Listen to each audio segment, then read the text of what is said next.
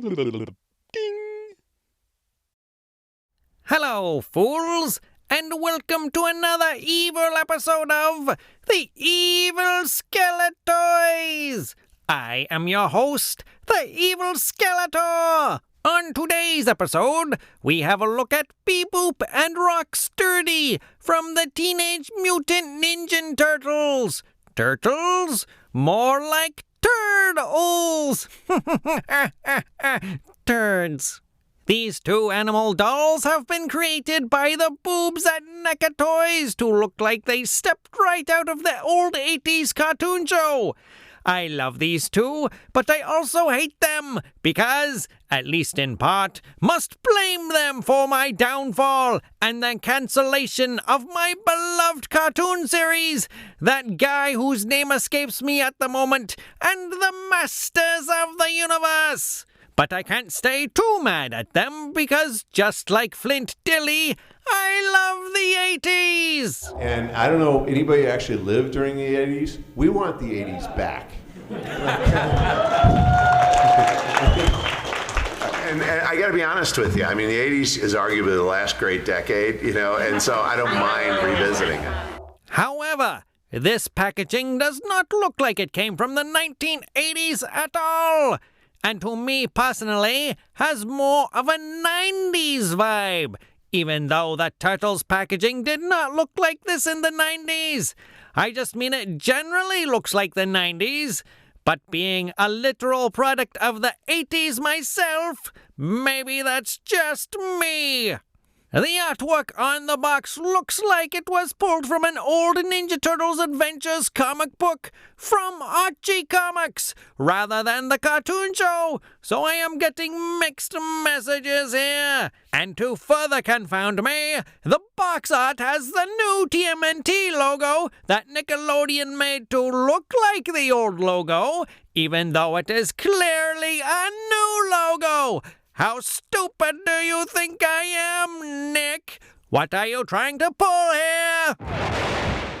Now, here's some more pictures of the box.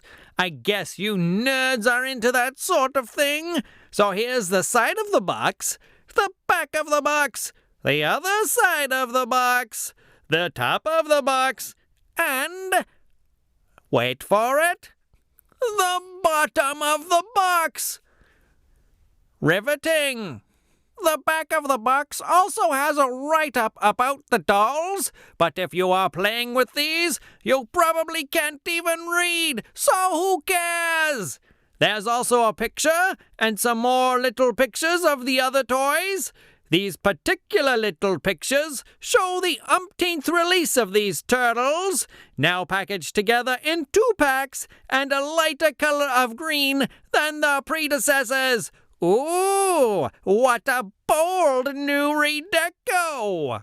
But I must also congratulate NECA on their pairing of dolls here, because they remixed and matched the 2 packs. So, if you only missed one turtle last time around, and you have to buy them again to get the one you missed, you will still end up with an extra turtle. Pure evil! My producer has just asked me to stop referring to these as dolls. I shall do no such thing. You are all watching a doll review. It should also be noted that these dolls are recommended for ages 14 and up, and it says here that there is also a choking hazard. So if you are over 14 and you put these in your mouth, you are really stupid. Alakazam! Huh, that's weird. I am normally accustomed to my magic popping these things right out of the box, but as fortune would have it, now I can see that the back of the package has an extra sheet of paper that looks like the turtle's sewer layer.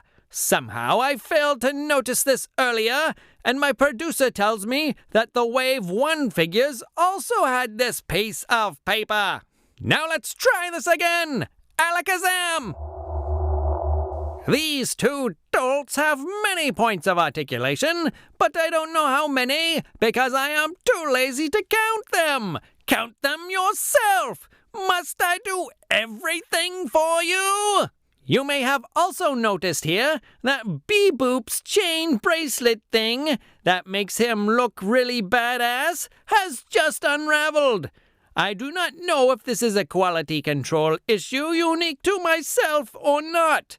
It looks like it can go back together, but unless you wrap it around exactly the right way and have tiny orco fingers, you will never get it back together. I give up. It can just hang there for all I care, because I don't care. Hurrah! As you can see, they come with multiple accessories for punching and bludgeoning the turtles, including 2 ray guns, 2 blasters, and a communicator to call their boss Shreddor when they inevitably fail and he has to call them cretins. They each have sets of hands. They have the closed fists for punching. I approve. The other hands are open to help hold various accessories. Some seem to work well, while others, not so much. When switching the hands, be wary of the bracelets just above the wrist joints. One must use a bit of force to pull the hands out, and the bracelets are rubbery and seem to be tacked on only in a couple of places. So, if one is not careful, I suspect they could be torn right off. One must also note that the paint on the hands peg has started to strip after just one hand change, so I suggest you decide what hands you want to display and just change them once.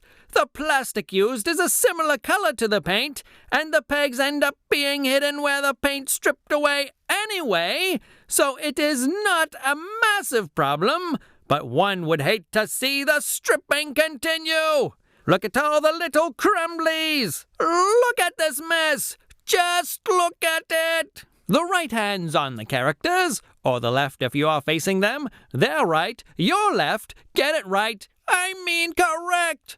Both seem to have a little trouble pushing all the way in compared to the right. I mean, the opposite side. But still fit snugly in place. Looking closer again at the figures, some of the details are a more rubbery plastic, like Bebop's bone necklace and Rocksteady's grenade. So, be careful when you rip them out of their plastic prison, so you don't rip parts off by accident. That is, unless you want your precious dolls to be destroyed. Again, these two do come with many accessories, but it's disappointing to see Rock Stanley's sword is all one piece and appears to be glued onto his back.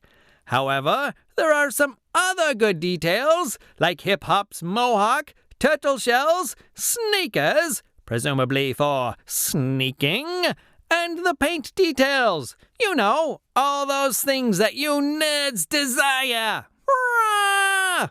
One of the best points on these two are that their jaws are hinged so they can stare into the abyss with their mouths hanging open and ponder how stupid they are.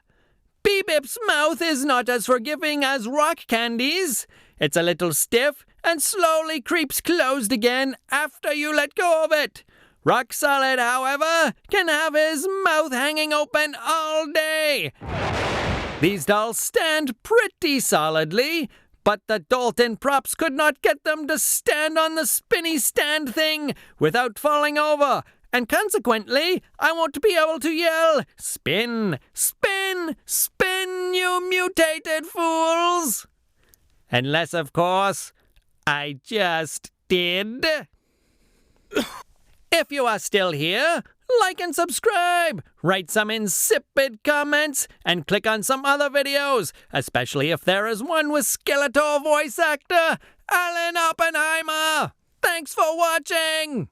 Now get out of here!